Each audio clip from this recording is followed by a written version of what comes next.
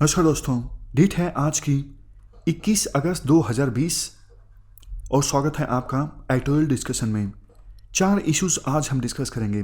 सबसे पहले गर्ल्स की मैरिज के लिए मिनिमम एज, दूसरे नंबर पे नेशनल रिक्रूटमेंट एजेंसी, तीसरे नंबर पे जॉब्स के लिए लोकल लोगों को प्रायोरिटी देना और सबसे लास्ट में वुमेन के लिए वर्क प्लेसेस पर मेंस्ट्रुअल लीव का प्रोविज़न होना। सबसे लास्ट में एथिक्स का एक छोटा सा सेक्शन। चलिए डिस्कशन स्टार्ट करते हैं। आगे बढ़ने से पहले एक छोटी सी इन्फॉर्मेशन। कल एडिटोरियल की वीडियो लेट से पब्लिश हुई थी क्योंकि अपलोड करने में कुछ एरर आ रही थी। बार बार प्रयास करने पर भी कुछ एरर आ रही थी, तो टेलीग्राम चैनल पे वीडियो डाल दी गई थी। जिनको नहीं पता है उनको थोड़ा सा बता देता हूँ। टेलीग्राम की एप्लीकेशन आप डाउनलोड करोगे प्ले स्टोर से या फिर एप्पल स्टोर से। एप्लीकेशन को डाउनलोड करने के बाद आप सर्च में ये फिल कीजिएगा ओनली IAS नथिंग एल्स, तो ये चैनल आपको दिखेगा। इस चैनल को आप ज्वाइन कर सकते हो। हमारी डिस्कशन की जो PDFs हैं या फिर एग्जाम संबंधित दूसरे नोट्स या जानकारी हैं आप प्राप्त कर सकते हो इस चैनल को ज्वाइन करके, तो आप इस चैनल को अवश्य ज्वाइन कर लीजिएगा। अब चलिए डिस्कशन स्टार्ट करते हैं। फर्स्ट इंपॉर्टेंट आर्टिकल गर्ल्स की मैरिज के लिए लीगल एज को इंक्रीज करने से संबंधित है। आप जनरल स्टडी पेपर 1 के इस टॉपिक से आर्टिकल को रिलेट कर सकते हो। क्या कंटेस्ट है? प्रधानमंत्री मोदी ने इंडिपेंडेंस डे के मौके पर लाल किले से जो स्पीच दी, इस स्पीच में उनके द्वारा कहा गया सरकार इस बात पर विचार कर रही है गर्ल्स की मैरिज के लिए अभी जो लीगल एज है 18, इसे इंक्रीज करके 21 कर दिया जाए। इस संदर्भ में प्रधानमंत्री मोदी ने यह भी कहा हमने एक टास्क फोर्स का गठन किया हुआ है और उस टास्क फोर्स यानी कमेटी की रिपोर्ट के बाद जल्द ही इस सिलसिले में फैसला लिया जाएगा। देखो, इस साल के बजट में हमारी जो वित्त मंत्री हैं निर्मला सीतारमन, उन्होंने एक टास्क फोर्स का गठन किया था और प्रधानमंत्री उसी टास्क फोर्स की बात कर रहे हैं जिसकी रिपोर्ट के बाद सरकार ये फैसला लेगी कि गर्ल्स की मैरिज के लिए जो लीगल एज है उसे इंक्रीज करना है या फिर नहीं करना है। एक्सपर्ट्स का ये मानना है सरकार फैसला ले चुकी है और कमेटी की रिपोर्ट सिर्फ एक फॉर्मेलिटी होगी। अब क्वेश्चन ये उठता है कि आखिरकार ऐसा फैसला सरकार लेना क्यों चाहती है? मतलब अगर गर्ल्स की मैरिज के लिए लीगल एज इंक्रीज होती है 18 से 21 होती है तो इसके फायदे क्या होंगे? देखो, सबसे पहला फायदा ये होगा अगर कम उम्र में गर्ल्स की शादी हो जाती है तो फिर ये देखने को मिला है खून की कमी हो जाती है, इसके अलावा न्यूट्रिशन की भी कमी हो जाती है। बट अगर गर्ल्स की मैरिज 21 साल के बाद होगी तो ये समस्याएं रिलेटिवली कम होंगी। नेक्स्ट, देखो, कम उम्र में लड़कियों की शादी हो जाती है तो सोसाइटी का प्रेशर आ जाता है जल्दी अपनी फर्टिलिटी प्रूव करने के लिए, जल्दी बच्चा पैदा करने के लिए। अब देखो, अगर कम उम्र में बच्चे को जन्म दिया जाता है तो इससे ना सिर्फ बच्चा अनहेल्दी पैदा हो सकता है बट मदर की हेल्थ पर भी प्रतिकूल यानी एडवर्स इंपैक्ट पड़ सकता है। ये भी एक रीजन है मैटरनल मोर्टेलिटी रेट ज़्यादा होने का। वैसे तो मैटरनल मोर्टेलिटी रेट मतलब बच्चे के जन्म के दौरान जो मदर्स की डेथ हो जाती है, इस रेट में हमारे देश में पिछले कुछ सालों में काफ़ी कमी आई है, लेकिन अभी भी जानकारों का ये कहना है मदर्स की जो डेथ होती है बच्चे के जन्म के दौरान, उसमें से एक मेजर फैक्टर ये है कम उम्र में बच्चे को जन्म देना यानी कम उम्र में मदर बनना। और इसका देखो एक सीधा सीधा कंसिक्वेंस ये भी होता है अगर कम उम्र में बच्चे को जन्म दिया जाता है तो संभावना ये रहती है ज़्यादा बच्चे पैदा किए जाएंगे और ज़्यादा संभावना होती है पॉपुलेशन इंक्रीज होने की। अगर लेट उम्र में महिला मां बनती है तो फर्टिलिटी रेट कम होगी। तो एक सरकार के मन में यह भी चल रहा है कि ऐसा करके मतलब गर्ल्स की मैरिज की लीगल एज को इंक्रीज करके पॉपुलेशन कंट्रोल की दिशा में भी आगे बढ़ा जा सकता है।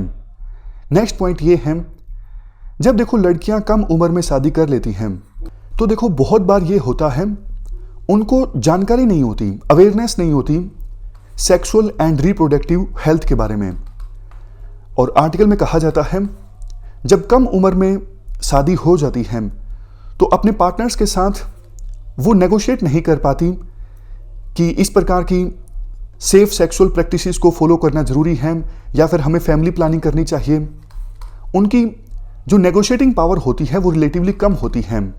लेकिन जैसे जैसे एज बढ़ती है, गर्ल्स ज़्यादा बेहतर ढंग से पार्टनर से नेगोशिएट कर पाती हैं फैमिली प्लानिंग के बारे में और सेफ सेक्स प्रैक्टिसेस के बारे में। नेक्स्ट पॉइंट, पॉपुलेशन का पॉइंट हमने डिस्कस कर लिया कि पॉपुलेशन कंट्रोल की दिशा में सरकार आगे बढ़ना चाहती है इस स्टेप से। उसके बाद ये भी इंपॉर्टेंट पॉइंट है एजुकेशन लेवल। देखो, आमतौर पे ग्रेजुएशन जो है वो किस एज में समाप्त होती है? ग्रेजुएशन 20, 21, 22 इस एज में ग्रेजुएशन आप कर लेते हो। डिपेंड करता है आपकी 3 साल की डिग्री है, 4 साल की है, 5 साल की है। अगर देखो 21 साल कम से कम मैरिज होगी लड़कियों की शादी के लिए, तो फिर पेरेंट्स हायर एजुकेशन के लिए मना नहीं करेंगे। अभी 18 एज है और 18 तक तो ग्रेजुएशन होती ही नहीं है। तो कई बार ऐसा होता है, खास करके रूरल एरियाज में पेरेंट्स बोलते हैं कि आपने 12वीं कर ली, बहुत है, अब आपकी शादी कर दी जाएगी। तो इस वजह से गर्ल्स हायर एजुकेशन नहीं प्राप्त कर पाती। लेकिन लीगल एज इंक्रीज होने से गर्ल्स हायर एजुकेशन प्राप्त कर पाएंगी, अपनी एम्बिशंस को अचीव कर पाएंगी। सबसे लास्ट में जेंडर पैरिटी। शादी के लिए देखो, लड़कों की जो मिनिमम एज है फिलहाल 21 है और लड़कियों की 18 है, तो जेंडर पैरिटी नहीं है। बट अगर लड़कियों की मैरिज के लिए मिनिमम एज जो है वो इंक्रीज कर दी जाती है, 21 हो जाती है, तो जेंडर पैरिटी हो जाएगी। ये तो हमने बात की एडवांटेजेस की। अब बात करते हैं डिसएडवांटेजेस की। मान लीजिए सरकार इस इशू को लेके कानून बना देती है और लड़कियों की मैरिज के लिए जो लीगल एज है वो 21 हो जाती है। बट देखो, लोग तो लोग हैं, इतना जल्दी वो मानेंगे नहीं। 18 से 21 साल की उम्र में भी बहुत सारी गर्ल्स की जो मैरिजेस हैं वो होती रहेंगी और इस एज ग्रुप में बहुत सारी जो गर्ल्स हैं वो तो देखो माँ भी बन जाएंगी। बट जब वो हॉस्पिटल्स जाएंगी बच्चे के जन्म के लिए, तो उन्हें डर रहेगा कहीं ऐसा तो नहीं कि सरकार हमारे खिलाफ कार्रवाई कर दे, क्योंकि मिनिमम एज तो 21 है, तो कोई गर्ल 18 से 21 के बीच में कैसे मां बन सकती है। तो इस डर के चलते बहुत सारी जो गर्ल्स हैं, वुमेन हैं, वो जाएंगी नहीं हॉस्पिटल्स में डिलीवरी के लिए। तो क्या परिणाम निकलेगा इसका? परिणाम ये निकलेगा, अब देखो हॉस्पिटल्स में डिलीवरी नहीं होगी बच्चे की, तो घरों में होगी। तो इससे बच्चे के जन्म के दौरान मदर्स की हेल्थ पर ज़्यादा प्रतिकूल असर पड़ सकता है और मैटरनल मोर्टेलिटी रेट कम करने की जो हम कोशिश कर रहे हैं वो बढ़ सकती है।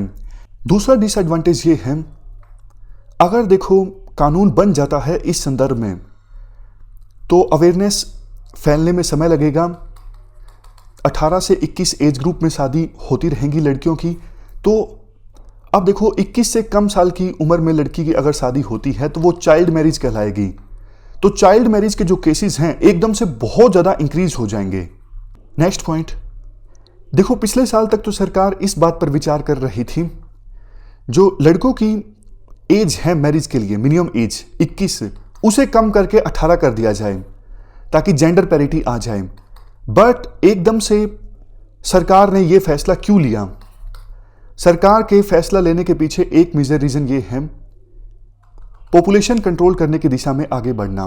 बट देखो, आपको याद होगा हमने पॉपुलेशन से संबंधित आर्टिकल को डिस्कस किया था, तो उसमें यह कहा गया था फर्टिलिटी रेट जो है वो इंडिया में ऑलरेडी कम हो रही है।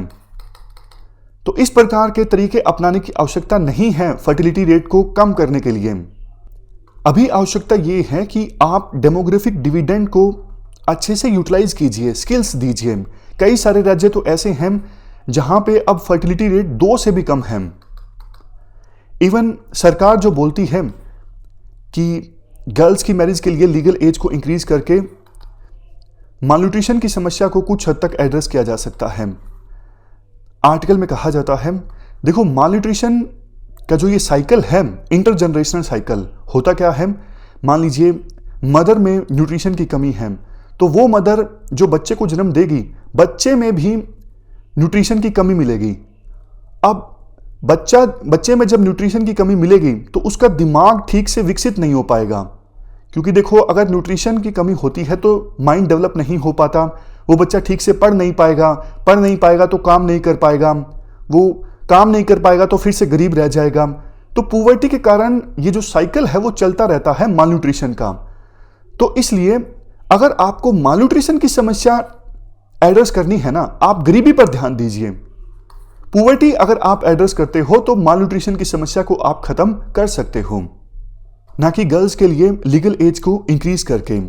इवन ये भी कहा जाता है गर्ल्स और वुमेन के लिए जो न्यूट्रिशनल प्रोग्राम हैं उनकी इंप्लीमेंटेशन को आप इंप्रूव कीजिए, आंगनवाड़ी से लेके स्कूल्स तक। बट ऐसा करने के बजाय सरकार ने फोकस किया है एज को इंक्रीज करने पर। लास्ट में अब वे फॉरवर्ड में कहा जाता है, देखो जो भी टास्क फोर्स गठित की हुई है उस टास्क फोर्स को कुछ बातों पर ध्यान देना चाहिए। जैसे अभी जो सिस्टम है मैरिज लिमिट का, गर्ल्स के लिए 18 और बॉयज के लिए 21, आप इस लिमिट को अच्छे से इन्फोर्स कीजिए, बजाय इसको इंक्रीज करने के। ग्राउंड लेवल पे विजिलेंस अच्छे से होना चाहिए, जो चाइल्ड प्रोटेक्शन स्कीम्स हैं उनको अच्छे से इंप्लीमेंट किया जाए। मैरिजेस का और बर्थ्स का रजिस्ट्रेशन जरूरी होना चाहिए, और अगर नहीं होता है तो फिर इसके खिलाफ कार्रवाई की जा सकती है। आप इसे अच्छे से इन्फोर्स कीजिए। लोगों के बिहेवियर में बदलाव लाने के लिए अवेयरनेस कैंपेन चलाइए, ताकि जो रिग्रेसिव सोशो कल्चर बैरियर्स हैं उनको दूर किया जा सके, जिसकी वजह से जैसा हमने डिस्कस किया था समाज में एक प्रेशर होता है कपल पर कि शादी हुई, फर्टिलिटी रेट को प्रूव करना। ये जो बैरियर्स है ना, इनको एड्रेस करना जरूरी है, और अवेयरनेस फैला के ऐसे बैरियर्स को दूर किया जा सकता है। तो ये हमने बात की वे फॉरवर्ड की। चलते हैं आगे। इसके बाद नेक्स्ट हमारा article non gazetted central government की जॉब्स के लिए सिंगल एग्जाम के कंडक्ट होने से संबंधित है। आप जीएस पेपर 3 के इस टॉपिक से आर्टिकल को रिलेट कर सकते हो। देखो इस सिलसिले में घोषणा की गई थी हमारे देश के वित्त मंत्री के द्वारा इस साल के बजट में, और अब कैबिनेट ने भी अप्रूवल दे दिया है इसके लिए।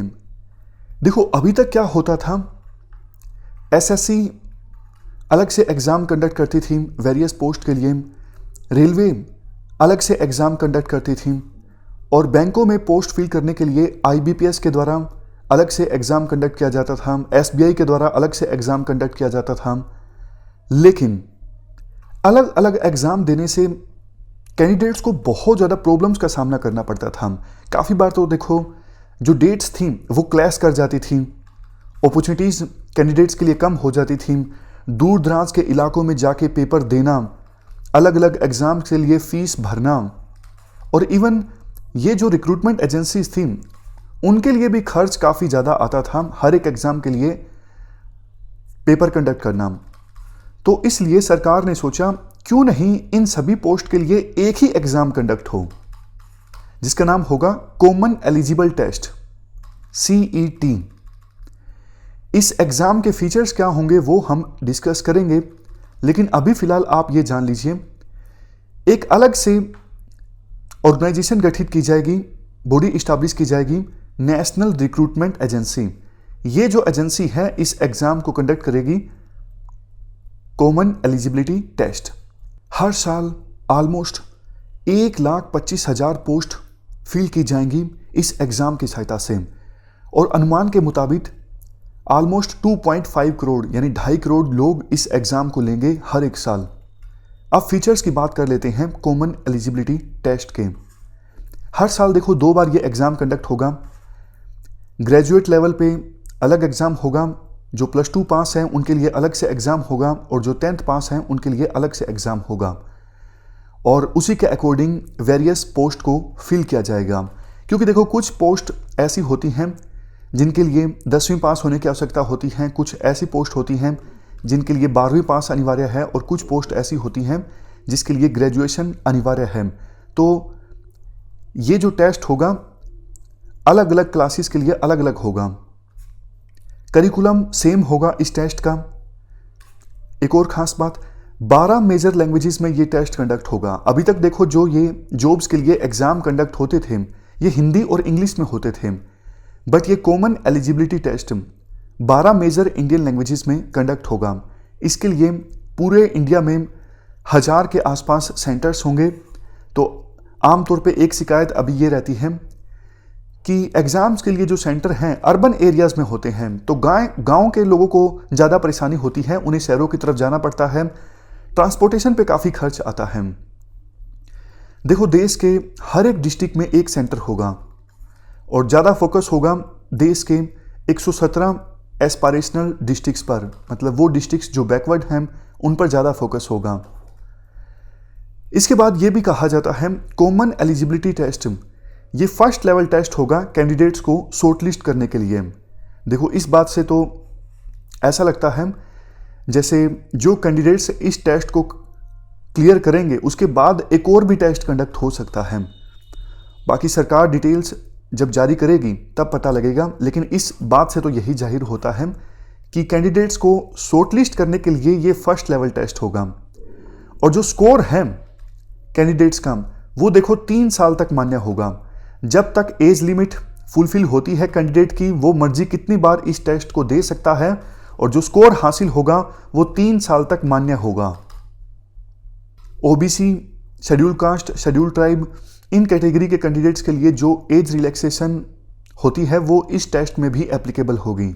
इसके बाद बात अगर हम करें नेशनल रिक्रूटमेंट एजेंसी की जो इस एग्ज़ाम को कंडक्ट करवाएगी, इसको देखो एज ए सोसाइटी रजिस्टर किया जाएगा सोसाइटीज़ रजिस्ट्रेशन एक्ट 1860 के अंतर्गत।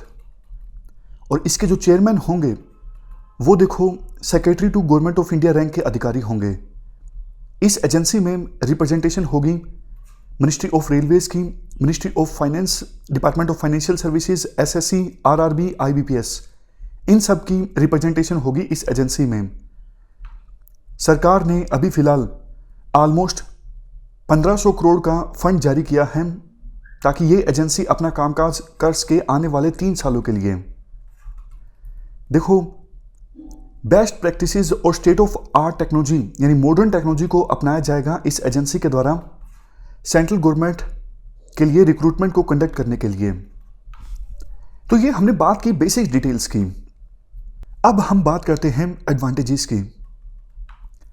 देखो आप खुद एक एस्पायरेंट हो, इस एग्ज़ाम के क्या क्या फ़ायदे होंगे आप आसानी से ड्रा कर सकते हो। खास करके ग्रामीण इलाकों के जो कैंडिडेट्स हैं उनको शहरों में नहीं जाना पड़ेगा एग्ज़ाम देने के लिए। यूपीएससी देखो कितने दूर दूर सेंटर देती है। हालांकि यूपीएससी के अपने कंसर्न्स हैं, उनको लगता है कि अगर बड़े शहरों में सेंटर होगा तो एग्ज़ाम कंडक्ट करना आसान है, ट्रांसपेरेंसी बरतना आसान है, क्योंकि बहुत ज़्यादा सेंटर्स में एग्ज़ाम अगर कंडक्ट होता है तो लोकल लेवल पे चीटिंग को रोकना थोड़ा सा मुश्किल हो जाता है। ये यूपीएससी के कंसर्न्स हैं। लेकिन दिक्कत तो होती है। जैसे कल टेलीग्राम में एक न्यूज़ शेयर की थी, एक फादर 105 किलोमीटर साइकिल चला के अपने बेटे को लेके आया एग्ज़ाम दिलवाने के लिए, क्योंकि अभी कोविड-19 है, ट्रांसपोर्ट की फैसिलिटीज़ अवेलेबल नहीं है। तो हर एक डिस्ट्रिक्ट में एग्ज़ाम कंडक्ट होगा तो इसके फ़ायदे तो होंगे ही। फीस भी बार बार नहीं भरनी पड़ेगी कैंडिडेट्स को।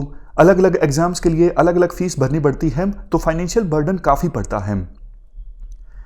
हर साल 2 बार एग्ज़ाम कंडक्ट होगा तो कैंडिडेट्स अपनी परफॉर्मेंस को इम्प्रूव कर सकेंगे। स्कोर की जो वैलिडिटी है वो 3 साल तक रहेगी। तो एक बार एग्ज़ाम देने के बाद कैंडिडेट कुछ दूसरे क्षेत्रों में भी संभावनाएं तलाश सकता है, क्योंकि उसको लगेगा कि एक बार तो एग्ज़ाम ये क्लियर हो ही गया तो वो स्कोर 3 साल तक चलेगा, तो उसी एग्ज़ाम के पीछे नहीं बैठा रहेगा कैंडिडेट। ट्रांसपेरेंसी ज़्यादा आएगी। इसके बाद नेक्स्ट एडवांटेज, कैंडिडेट्स देखो एक ही पोर्टल पे जाके वेरियस जॉब्स के लिए रजिस्टर करवा सकेंगे और जो एग्ज़ाम डेट्स क्लैश कर जाती हैं काफ़ी बार, उसकी समस्या भी दूर हो जाएगी। रिक्रूटमेंट साइकिल का जो टाइम है वो कम हो जाएगा। काफ़ी बार देखो कुछ एजेंसीज जो हैं 1-1 साल का वक्त लगा देती हैं पूरा साइकिल को कंप्लीट करने में। देखो यूपीएससी वक्त लगाती है, उसके अपने इश्यूज़ हैं, क्योंकि मेंस जो एग्ज़ाम होता है उसमें लिखना पड़ता है। लेकिन एसएससी, आईबीपीएस, इन एग्ज़ाम्स में इवन जो टियर 2 होता है, दूसरा लेवल होता है, वो भी ऑब्जेक्टिव टाइप का होता है ज़्यादातर एग्जाम्स में, और इंटरव्यू तो इनका कंडक्ट होता ही नहीं है। यूपीएससी तो इंटरव्यू भी लेती है ना, तो लेकिन ये एजेंसीज भी एक एक साल का वक्त या फिर उससे ज़्यादा का वक्त लगा देती हैं पूरे साइकिल को कंप्लीट करने में। नेक्स्ट, एग्जामिनेशन पैटर्न में भी स्टैंडर्डाइजेशन आएगा। ये देखो एस्पायरेंट्स के लिए बड़ी समस्या है। रेलवे का एग्जाम होगा, उसमें अलग पैटर्न होगा। आईबीपीएस का एग्जाम होगा, उसमें अलग पैटर्न। एसएससी का एग्जाम, उसमें अलग पैटर्न। सॉरी। और काफ़ी बार तो आपके आस पड़ोस में आपने ये कहते सुना होगा लोगों को, अरे यूपीएससी की तैयारी कर रहा है तो स्टेट पीसीएस का एग्जाम तो निकाल ही लेगा, या फिर एसएससी का एग्जाम तो निकाल ही लेगा। अब उनको कौन बताए कि सिलेबस सबका अलग अलग होता है। एक काम देखो वैसे सरकार के द्वारा ये किया जा सकता है, यूपीएससी जो सिविल सर्विसेज के लिए अभी टेस्ट कंडक्ट करती हैं, उसी के थ्रू वेरियस स्टेट्स में सिविल सर्विसेज की पोस्ट को फिल किया जाए। समझ गए? तो वो कैंडिडेट्स जो स्टेट पीसीएस का भी टेस्ट देना चाहते हैं और सिविल सर्विसेज का भी देना चाहते हैं, उनको दो दो टेस्ट नहीं देने पड़ेंगे। एक ही टेस्ट में अगर पीछे की रैंक आती है तो वो उसके पास चांस रहेगा स्टेट पीसीएस में सिलेक्ट होने का। खैर, सरकार इस बात को नहीं मानेगी, ऑफ कोर्स स्टेट्स भी नहीं मानेंगे। स्टेट्स तो हमेशा से ये चाहते हैं ना, हमारे राज्यों में जो सिविल सर्विसेज के लिए कैंडिडेट्स का चयन हो वो हम ही करें, क्योंकि फिर वो उसमें करप्शन कर सकते हैं, अपनी तरफ से प्रोसेस को मॉड्यूलेट कर सकते हैं, उनके वेस्टेड इंटरेस्ट हैं। खैर, नेक्स्ट आर्टिकल में कुछ कंसर्न्स भी बताए जाते हैं। सबसे पहला कंसर्न ये है, गवर्नमेंट जॉब्स कितनी कम हैं। एक साल में सिर्फ 1,25,000 पोस्ट के लिए ये एग्ज़ाम होगा। गवर्नमेंट जॉब्स देखो कम हैं, और ये एग्ज़ाम सिर्फ सेंट्रल गवर्नमेंट की जॉब्स के लिए होगा, स्टेट की जॉब्स के लिए नहीं होगा। हमारे देश में रेलवेज और डिफेंस सेक्टर ये टोटल गवर्नमेंट जॉब में सिर्फ 14% कंट्रीब्यूट करते हैं। ज़्यादातर जॉब्स तो स्टेट गवर्नमेंट्स के द्वारा प्रोवाइड की जाती हैं, लेकिन स्टेट गवर्नमेंट की जॉब्स फिल नहीं होंगी इस एग्ज़ाम की सहायता से। नेक्स्ट, काफ़ी बार देखो ऐसा होता है, सेंट्रल गवर्नमेंट के पास पोस्ट तो काफ़ी खाली होती हैं, लेकिन उनके लिए नोटिफिकेशन नहीं रिलीज़ की जाती। इवन ऑटोमेशन भी आता जा रहा है, तो पहले के अपेक्षाकृत जो पोस्ट हैं, सरकारी पोस्ट हैं, वो कम होती जा रही हैं। आप एक छोटा सा एग्जांपल लीजिए, रेलवेज में अब प्राइवेटाइजेशन की तरफ सरकार आगे बढ़ रही है, तो पहले के अपेक्षाकृत कम पोस्ट अवेलेबल होंगी रेलवेज में काम करने के लिए। तो ये कुछ कंसर्न्स हैं।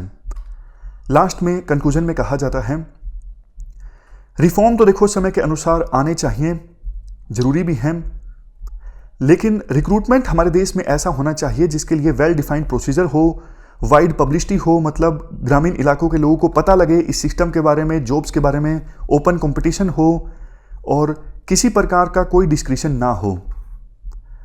कैंडिडेट सिलेक्शन की जो पूरी प्रोसेस है वो मॉडल होनी चाहिए, स्पीडली कंडक्ट होनी चाहिए, एफिशिएंटली कंडक्ट होनी चाहिए, और पूरी प्रोसेस में इंटीग्रिटी को मेंटेन करना भी जरूरी है।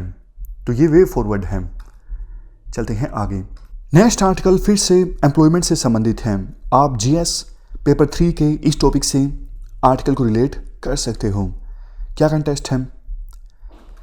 देखो, मध्य प्रदेश में कुछ ही दिनों में उपचुनाव होने वाले हैं।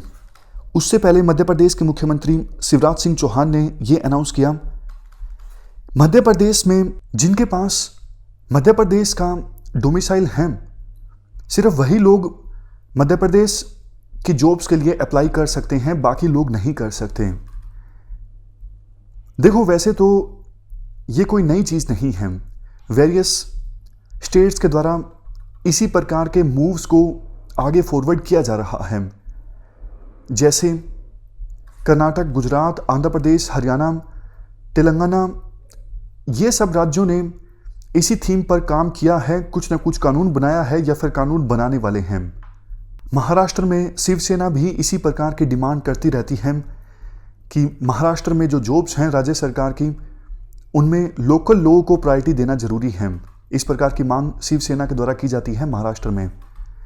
बट देखो, आर्टिकल में कहा जाता है, हैरानी वाली बात यह है, पहले इस प्रकार की मांगे रीजनल पार्टीज के द्वारा उठाई जाती थी, लेकिन आज के समय में इवन नेशनल पार्टीज कांग्रेस और बीजेपी ये भी इस प्रकार की मांगे उठा रही हैं और अगर सत्ता में हैं तो इस प्रकार की थीम पर काम भी कर रही हैं।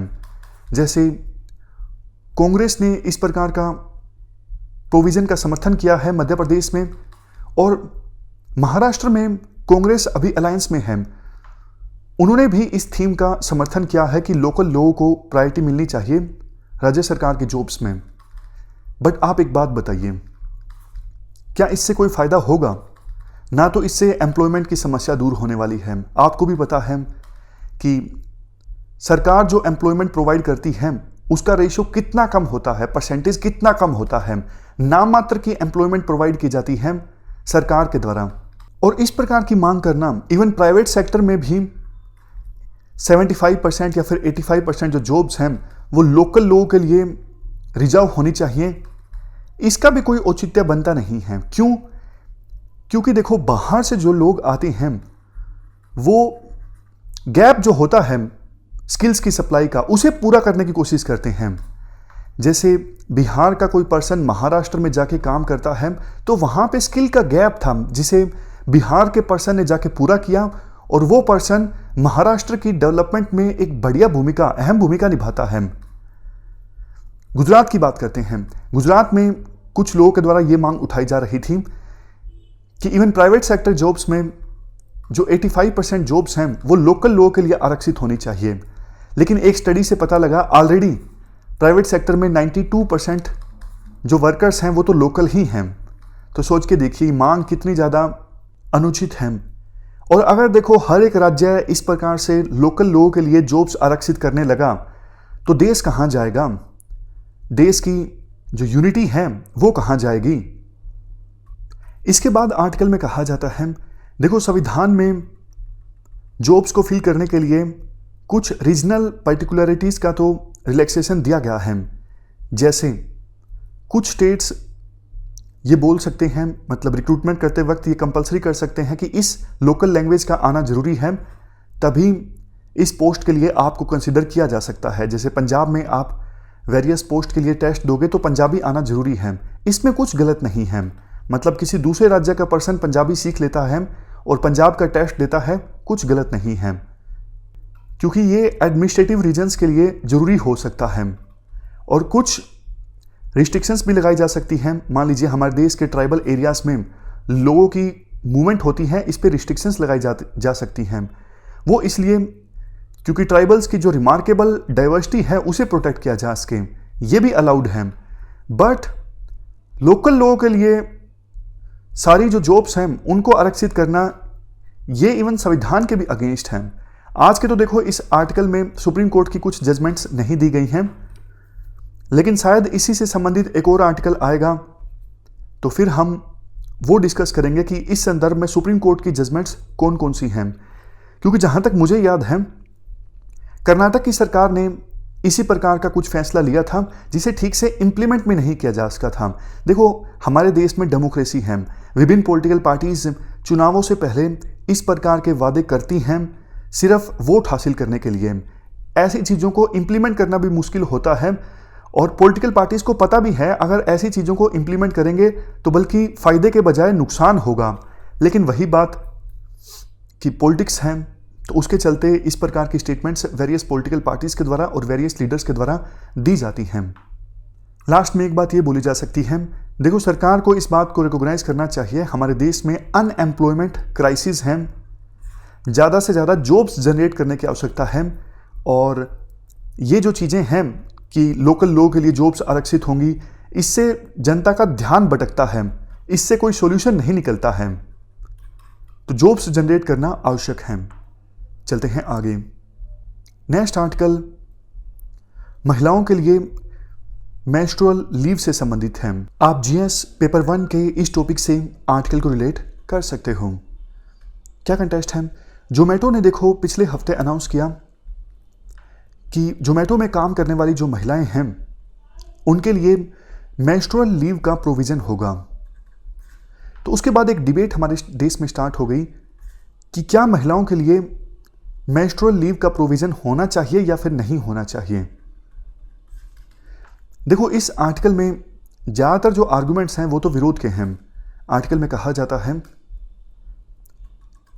देखो आमतौर पर सभी जगहों पर जब इक्वलिटी की बात की जाती है, जैसे आर्म्ड फोर्सेस हैं, आर्म्ड फोर्सेस में जब मांग की गई कि महिलाओं को भी कॉम्बैट रोल में जगह दी जाए, तो आर्गुमेंट ये दिया जाता है महिलाएं और पुरुष जो हैं वो बराबर हैं, तो इसलिए महिलाओं को आप वंचित नहीं रख सकते कॉम्बैट रोल्स में या फिर दूसरी जगहों पर काम करने से।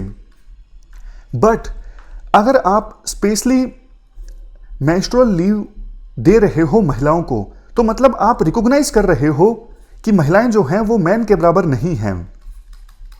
लीव अगर लेनी है तो मेडिकल लीव के कैटेगरी में मेंस्ट्रुअल साइकिल के दौरान लीव ली जा सकती है, बट स्पेशल इस प्रोविजन के लिए लीव देना तो मतलब आप वर्क प्लेसेस को जेंडराइज कर रहे हो। तो इसका एक नुकसान देखो सीधा सीधा ये होगा कि बहुत सी ऑर्गेनाइजेशंस महिलाओं को रिक्रूट करना बंद कर देंगी। उनको लगेगा कि अलग से लीव उनको देनी पड़ेगी, मेंस्ट्रुअल लीव, फिर अलग से काम भी डिफाइन होंगे कि ये काम महिलाओं के द्वारा नहीं किया जा सकता, ये किया जा सकता है। इसी चीज़ के खिलाफ तो सारी लड़ाई है, समझ गए। तो आर्टिकल में मेन बात ये बोली जाती है कि आप वर्क प्लेसेस को जेंडराइज मत कीजिए और बायोलॉजी स्पेसिफाइड मेडिकल लीव की कोई आवश्यकता नहीं है। अगर आपको कुछ करना ही है तो आप अवेयरनेस फैलाइए सैनिटरी पैड्स के बारे में। जो टैबू है सोसाइटी में आज के समय में, उस टैबू को आप दूर कीजिए। इससे महिलाओं को ज़्यादा फायदा होगा, लेबर फोर्स में उनका जो पार्टिसिपेशन है वो इंक्रीज होगा। देखो, इसके खिलाफ एक आर्ग्यूमेंट ये दिया जाता है, मतलब लीव के पक्ष में एक आर्ग्यूमेंट ये दिया जाता है, जेंडर डिफरेंस को रिकॉग्नाइज करना ये वर्क प्लेसेस को जेंडराइज करने के समान नहीं है। देखो, जो डिफरेंटली एबल्ड पर्सन्स होते हैं उनके लिए अलग से प्रोविजन किए जाते हैं वर्क प्लेसेस पे, जैसे रैंप लगाए जाते हैं ताकि व्हील चेयर की सहायता से differently abled persons work places पे पहुंच सकें।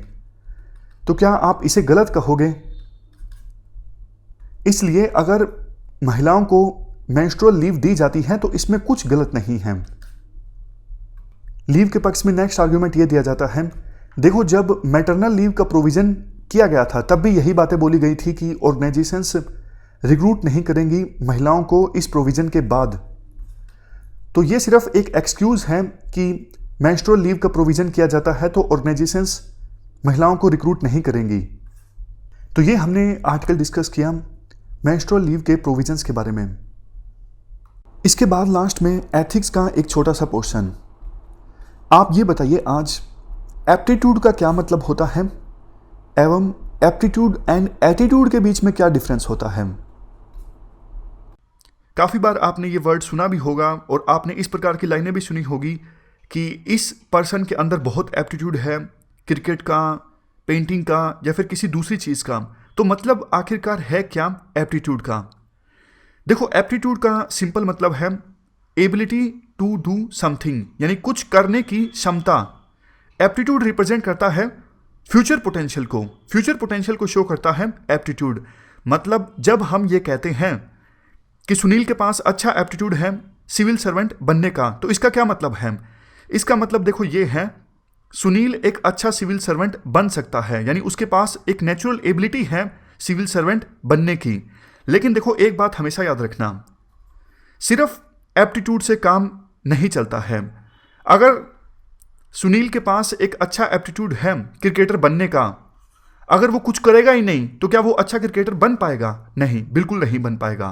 तो एक इक्वेशन आप याद रखिएगा, ability plus practice is equal to skill.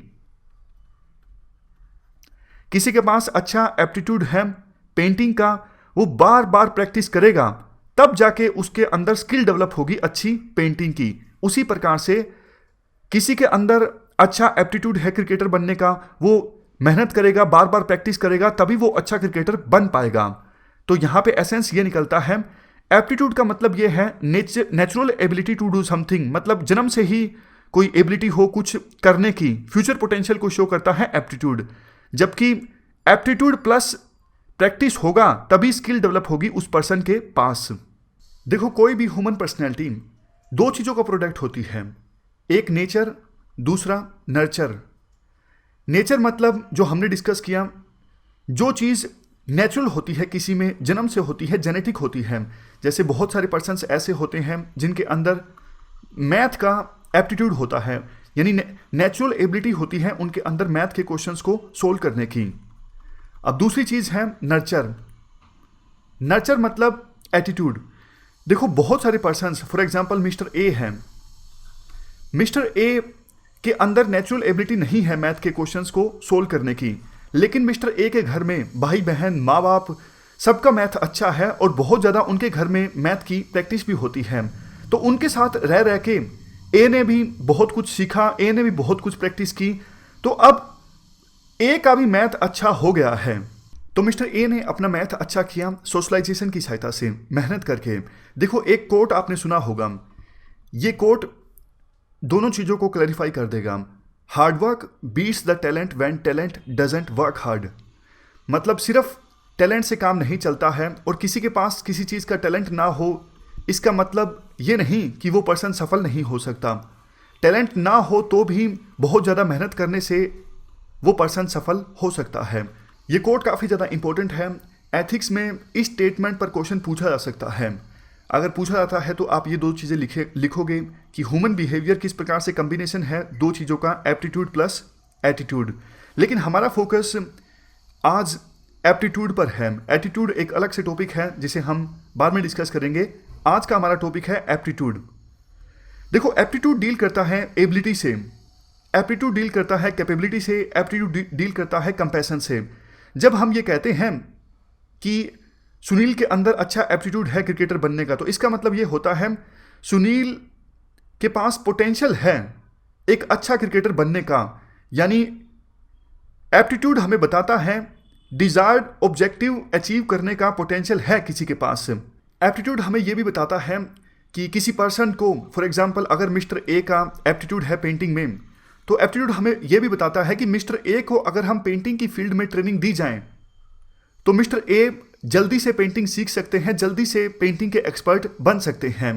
तो कोई पर्सन कितनी जल्दी किसी चीज़ को सीख सकता है, ये भी हमें बताता है एप्टीट्यूड। तो ये थी हमारी आज की डिस्कशन। फिलहाल इस डिस्कशन में इतना ही है। Thank you very much for discussion.